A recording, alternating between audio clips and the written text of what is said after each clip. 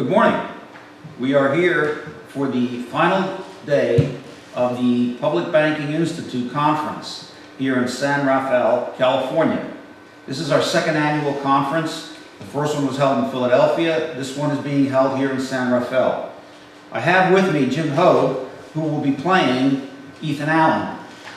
Now, through the wonders of modern technology, we were able to transport Ethan Allen from the colonial era to our time.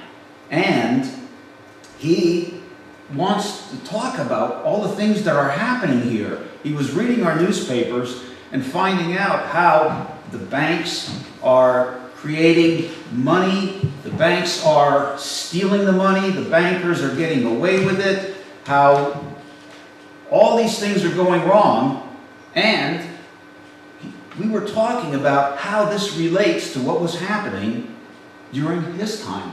So Ethan, tell me, how does this relate to what was happening during the colonial era? Ever since I arrived at a state of manhood, I have observed the history of mankind, and with a great horror, I have noticed that today you are ruled by a criminal conspiracy of bankers. And this, as I see my mission today, electrifies my mind, and it determines me to come to the aid of my country again. So in your time, we were colonized by the British, and essentially we are now colonized by the corporations. And ironically, you call yourselves free, and you call yourself sane, and yet your employees, your governmental employees at the trough feed on your labor and feed on your treasure, and they shovel it off to their tyrants and maggots and traitors in corporate America, particularly an organization that I understand is called Goldman Sachs. And it amazes me that in my time, yes, people had to be moved and shaken, motivated, and they had to understand, but they had a much clearer idea of who was colonizing whom and who the oppressor was. I was able to free Vermont from the clutches of New York State, and I didn't have to, it was not difficult to persuade farmers to defend their own land, and yet the machinations of the conspiracy today are sophisticated enough that people believe that they're actually free. They don't know that they're vassals in vassal states that serve this banking conspiracy. So in essence, you're saying that what you're observing here is that we are in some sort of a new form of feudalism, where we have, instead of royal overlords, we have corporate overlords. Yes, it's much worse than feudalism in that in feudal times, people, as you know, they knew their place, and they knew that they were tithing. They knew in general they might be giving 10% of their wealth to the lord, to the landlord, to the powers that be.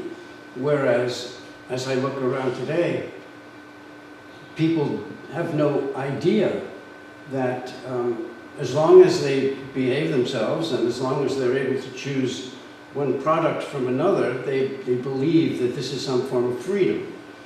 And it's servitude. It's a much deeper servitude than existed in feudal times because of the percentage of their wealth that is extracted from them every time they make a purchase, every time they try to pay their rent, every time they try to pay their mortgage. I understand that 40% of every dollar goes to feed the bankers. It goes to cover some form of debt. Isn't that fascinating? These bankers can take money, and they literally do create it out of thin air, and then they charge us for the use of that money. And worse yet, our government could print its own money, as it did during your time, during many of the, through many of the states.